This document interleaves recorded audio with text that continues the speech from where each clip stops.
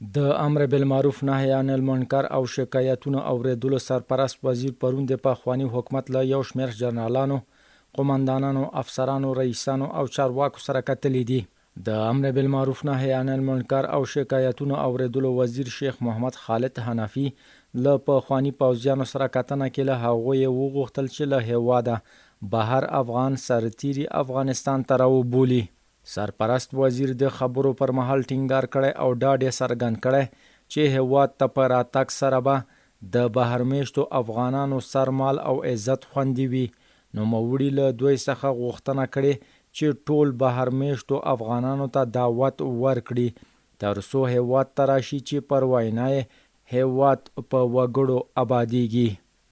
زه تاسو ته قلبا درته وایم جنرال صاحب چې کوم زمونږ وګړي مشران خارج ته تللی وي تاسو هغوی ته دعوت ورکئ، د هغوی عزت، د هغوی ابرو هر څه به خوندي وي. موږ به د هغوی خدمتګاران به یو. ټولو ته دعوت ورکئ چې راشي خپل هیواد ته. هیواد په وګړو آبادیږي، دا په تیږو او په کاڼو نه آبادیږي.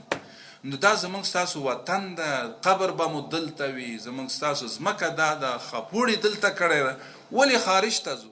هغه زیاته کړې چې د امر بالمعروف نهی عن المنکر وزارت د ولس او حکومت ترمنځ د ارتباطي پل حیثیت لري چې په خبره یې دغه اداره هڅه کوي چې په ټولنه کې اصلاح رامنځته کړي.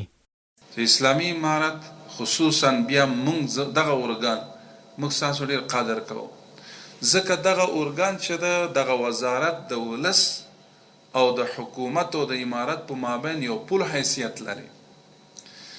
مونږ دا کوشش کوو چې په دغه ټولنه کې یو اصلاح راولو، ټولنه اصلاح کو.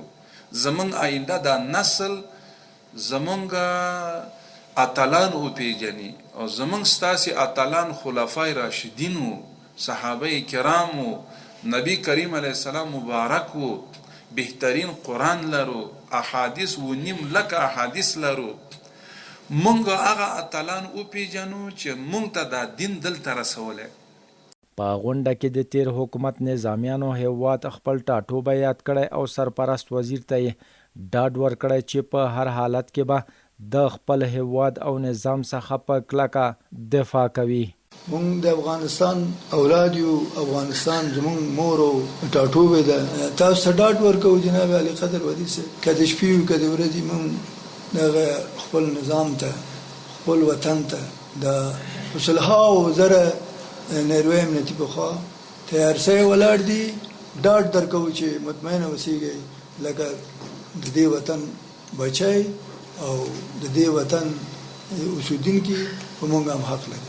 علی قدر ودی صاحب، واقعا شما خدمتگار به این هستین که شریعت و دین به مردم، قلب مردم رو روشن میسازین و ما از زبان همه مردم نشنم که وزارت امر بالمعروف و نهی عن المنکر طالب هیچ کسی اذیت و آزار نه بلکه برشان خدمت کرده. دا غوښتنه په داسې مهال کې کیږي چې د جمهوریت نظام تر پرځېدو وروسته زیات شمېر لوړ پوړي چارواکي او ان ځوان کادرونه له افغانستانه ووتله، خو په نږدې 3 کلن مزل کې بیا د اسلامي امارت له لوري د عمومي عفوې وروسته یو شمېر پخواني چارواکي هیواد ته راستانه شوي دي.